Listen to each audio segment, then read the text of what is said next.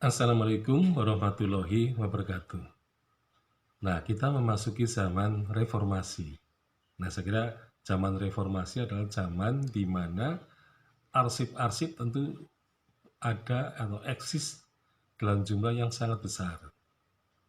Artinya, arsip-arsip itu memang banyak ya, artinya kehidupan masyarakat Indonesia itu sudah tertata, terutama pada zaman Orde Baru.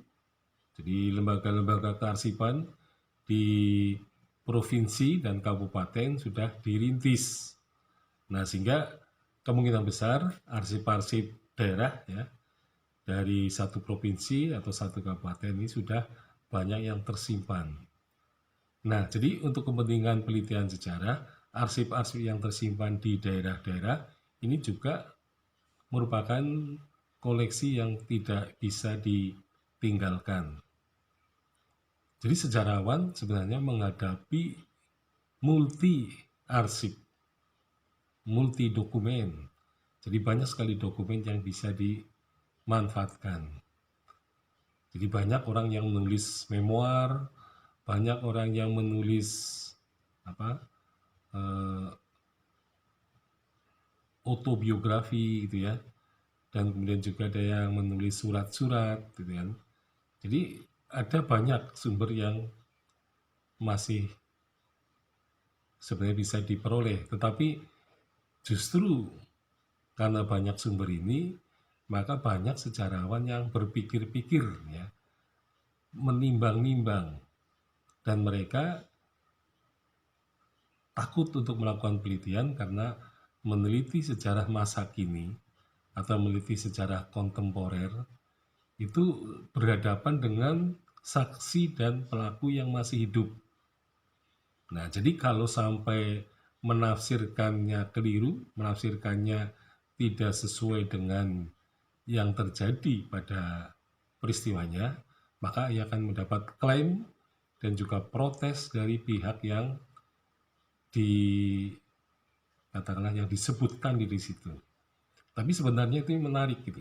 Jadi kalau sejarawan menulis, kemudian mendapat protes, nah protes berarti kan mendapat masukan, mendapat tambahan gitu ya. Maka bisa juga kita memperoleh arsip yang baru, terutama arsip pribadi gitu ya. Nah ini sebenarnya sejarawan tinggal bersikap rendah hati. Artinya kalau memang salah atau keliru menafsirkan fakta atau keliru menemukan fakta, maka sebenarnya ini ada kesempatan menemukan fakta yang sesungguhnya itu.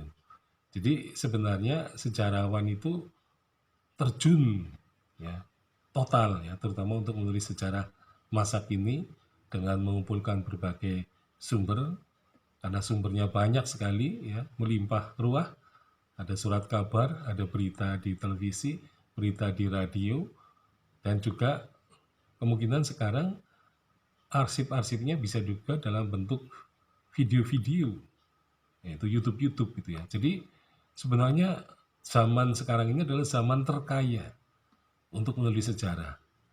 Tetapi memang benar bahwa sejarah kontemporer seringkali menimbulkan banyak pertentangan, banyak gesekan, banyak protes-protes karena tadi pelaku dan penyaksinya masih banyak yang hidup.